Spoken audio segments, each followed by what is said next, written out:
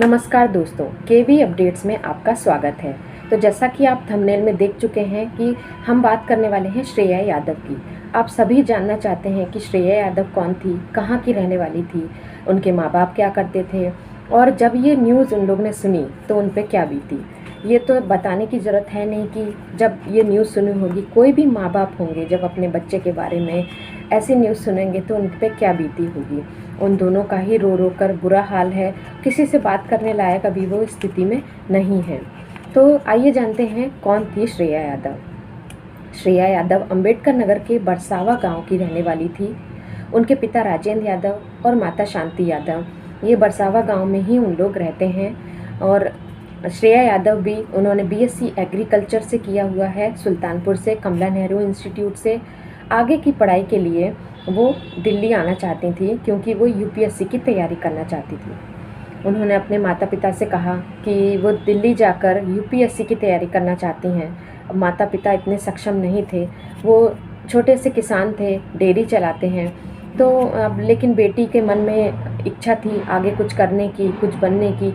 तो उन्होंने अपनी पैसों की आर्थिक स्थिति को आगे आने नहीं दिया और उन्होंने अपनी बेटी को पूरा सहयोग किया और उन्होंने लोन लेकर दिल्ली में राव कोचिंग क्लासेस में उनका एडमिशन कराया। लेकिन उनको नहीं मालूम था कि सब कुछ अच्छा चल रहा है, बेटी अच्छा मन लगा के पढ़ रही है, बेटी पढ़ने में बहुत होशियार थी। वो जानते थे कि वो यूपीएससी ज़रूर क्लियर कर लेगी।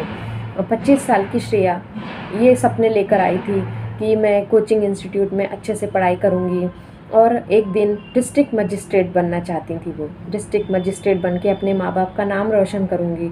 लेकिन समय को कुछ और ही मंजूर था। उनके साथ इतना बड़ा हादसा हो गया। वो कोचिंग इंस्टीट्यूट के बेसमेंट में जो लाइब्रेरी बनी है उसमें पढ़ाई कर रही थी।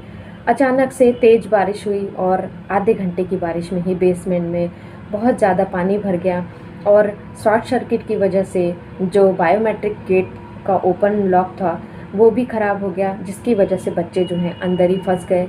और श्रेया की पोस्टमार्टम रिपोर्ट में पता चला है कि गंदा पानी उनकी पूरी बॉडी में अंदर चला गया था, जिसकी वजह से सारे ऑर्गन उनके ख़राब हो गए, जिसकी वजह से उनकी मृत्यु हो गई। तो इन सब में आप बताइए कि गलती किसकी?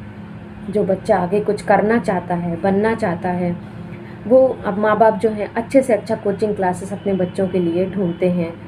कैसी भी आर्थिक स्थिति हो, लेकिन वो अपनी बच्चों की पढ़ाई पूरी करवाने के लिए लोन लेकर उन्हें बड़े शहरों में भेजते हैं ताकि उनका बच्चा अच्छे से पढ़ सके, कुछ बन सके।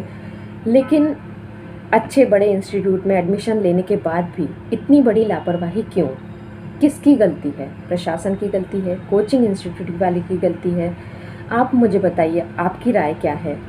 तो ऐसे ही और अपडेट्स जानने के लिए आप मेरे चैनल को लाइक कीजिए, शेयर कीजिए और सब्सक्राइब कीजिए। Thank you.